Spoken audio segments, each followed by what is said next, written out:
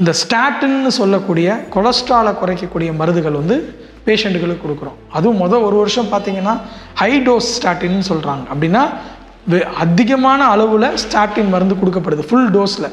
ஏன் இந்த மாதிரி அப்படி கொடுக்குறோம் அப்படின்னா, ஸ்டாட்டினுக்கு வந்து கொலஸ்ட்ராலை குறைக்கிற தன்மை மட்டும் இல்லாமல் திருப்பி அடைப்பு ஃபார்ம் ஆகாமல் பார்த்துக்குதுங்க. இது வெல் ப்ரூவன் சயின்டிஃபிக் ரெக்கார்ட்.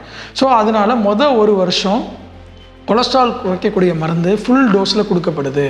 நிறையா பேர் இந்த ஸ்டாட்டினுக்கு எதுக்கு எடுக்கணும், கொலஸ்ட்ரால் குறைக்கிற மருந்து எடுக்காமல் விட்டுட்டால் என்ன ஆகும் அப்படின்னு கேட்குறாங்க. நிறையா பேர் நிறுத்திடுறாங்க.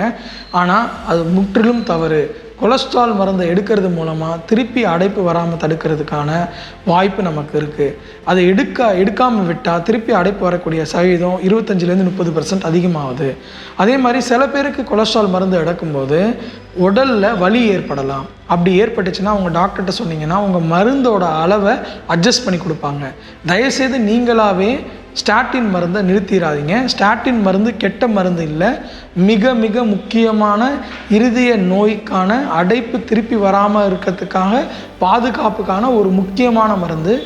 யார் சொன்னாலும், நண்பர்கள் சொன்னாங்க, உற்றார் சொன்னாங்க, பக்கத்து ஃப்ரெண்டு சொன்னார், எய்த்த வீட்டில் சொன்னாங்கன்னு நிறுத்தக்கூடாது. அதை நிறுத்துறது மூலமாக திருப்பி மாரடைப்பு வரக்கூடிய வாய்ப்பை நீங்கள் இன்க்ரீஸ் பண்ணிக்கிறீங்கன்னு அர்த்தம். தயவுசெய்து அந்த தப்பை பண்ணாதீங்க. இதை தவிர சர்க்கரை மாத்திரைகள் தேவைப்பட்டால் எடுக்கிற மாதிரி இருக்கும். ஆனால் இதெல்லாம் ஒரு வருஷங்க. ஒரு வருஷம் தான் இவ்வளோ கஷ்டம். ஒரு வருஷத்துக்கு அப்புறம் பார்த்தீங்கன்னா ஹார்ட்டோட மருந்துகள் நம்பர் ரொம்ப குறைஞ்சிருங்க. 1 இல்லை 2 மருந்து ஆகிடும். பிபிக்கு ஒரு மருந்து, ஹார்ட்டுக்கு ஒரு மருந்து அப்படின்னு ஆயிரும். அதுக்கப்புறம் பார்த்திங்கன்னா உங்களுக்கு சர்க்கரை வியாதி இருந்தால் மட்டும்தான் சர்க்கரை மருந்து கொடுப்போம். அப்படி இல்லைன்னா வேறு எதுவும் தேவைப்படாது. நார்மலான லைஃப் ஸ்டைலுக்கு போயிடலாம். ஆனால் ஒரு வருஷம் நீங்கள் மருந்து சாப்பிடாமல் விட்டிங்கன்னா கண்டிப்பாக இரத்த குழாயில் அடைப்பு வந்துடும்.